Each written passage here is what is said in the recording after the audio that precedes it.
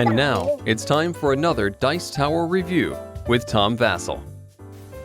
Welcome to the Dice Tower. I'm Tom Vasel. And I'm Melody. And today we're looking at Flick Your Chip, which is a game in which you are flicking a chip and using that direction on the chip to move your pawn. Super easy.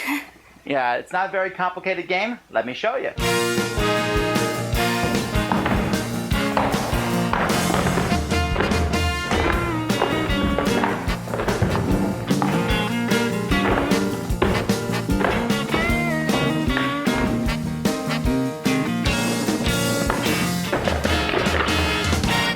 Here's the board for Flick Your Chip. Each player is going to put one of their pawns there on the 50 space.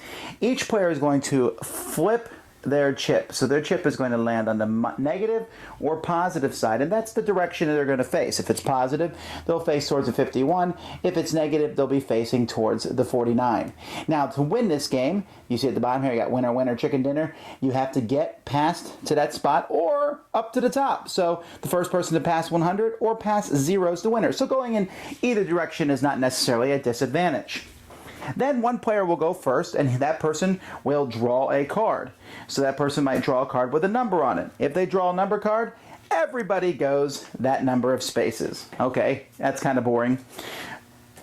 That's more boring, but you go that many spaces in the direction you're pointing. So 1, 2, 3, 4, 5, 6, 7, 8. Well, this guy would be going 1, 2, 3, 4, 5, 6, 7, 8. Or they, so you go different spaces.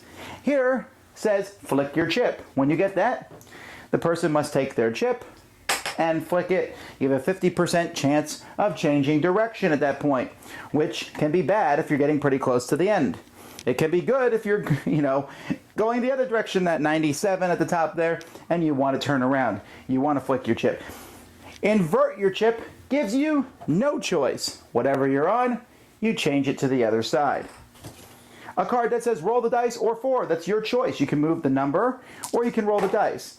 I don't know anybody in the world who is going to pick 4 over rolling the dice, but whatever. This one is more of the tricky one. Would I rather go 7 or roll the dice? That makes more sense. Here you can roll the dice or invert your chip. Well, that's an interesting choice. Here's a token color. In this one, everyone moves, but you move the color of your token. So for example, if you're pink, you're moving 8. If you're green, you're moving 6. You said, that's not fair for the orange player. Well, that's true, but here, there's lots of cards in the deck, and so they all even out. Look at the green player, doesn't get to move at all. Okay. And then, there's a lot of these cards in the game. Pick one. You can see this one here, you pick the number of letters in your full first name, your middle name, or your last name. You pick one of these, and then you move that many spaces. And each player is going to do that. So each player can pick one of those. And again, with all these other cards that I mentioned, this roll the dice or 4, each player is going to do that. So when you turn the card over, it affects everybody. Pick the number of letters in a one-word description of the player to your left. Well, that would be idiotic if you were next to me.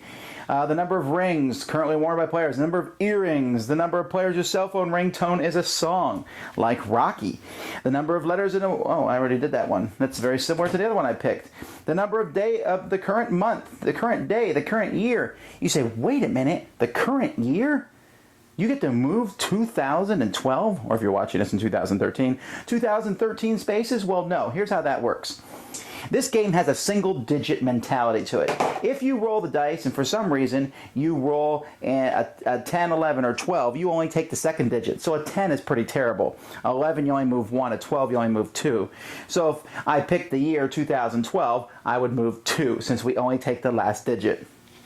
There's also some space on the board that when you land on them, you have to flick your chip, or when you land on them, you have to invert your chip.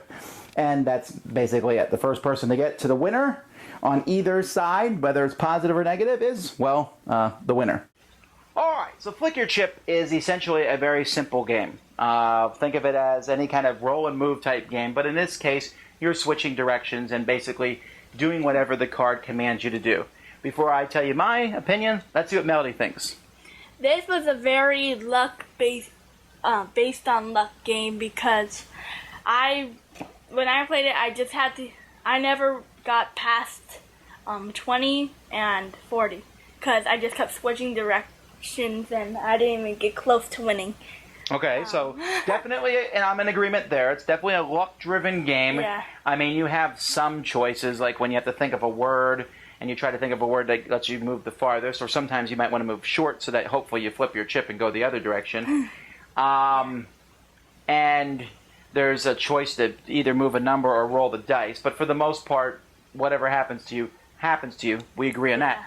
Do you like that is my question. Not really, because because of the luck part, you don't know what's gonna happen, and it's really easy not to win. And for other people, it is. Like one boy, he was like, I don't know how many spaces away from winning, and he landed on move back to 50. Yeah, move back to 50 space. That's just idiotic. I'm sorry. That's. Annoying. Yeah. Okay. So you don't like the game, or you like it? Not really, because of the Shut the door. easy and not my type of style. I don't really like luck based on games. Yeah. Okay. Well, I'll be somewhat harsher. Garbage, trash. I mean, okay. The idea is fun, and kids, which it definitely is the target audience for this, will find it humorous as you go by. And there's some cool concepts. I thought it was neat, the cards that you turn it over and everyone has a different color, and that's how far you move. But in the end, it's just luck. And there's no meaningful decisions. And I want some meaningful decisions. I don't mind lots of luck in the game if there's a few meaningful decisions. For example, in Yahtzee. Lots of luck in Yahtzee, but when you roll, you can decide which dice to keep and which dice to re-roll and where you're going to mark your score. That has meaningful decisions in it. Okay? Well, no, it's not dice.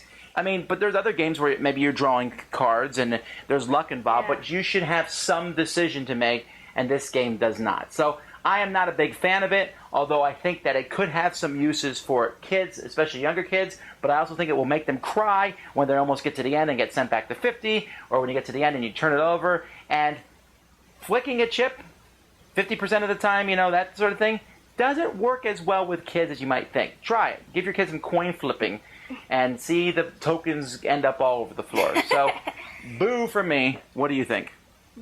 Wow. All right. Well, there you go. Thanks so much for watching the Dice Tower videos. Find more great videos and reviews, as well as our top-rated audio podcast at Dicetower.com. You can also find the latest board game news at Dicetowernews.com. I'm Eric Summerer, and you've been watching The Dice Tower.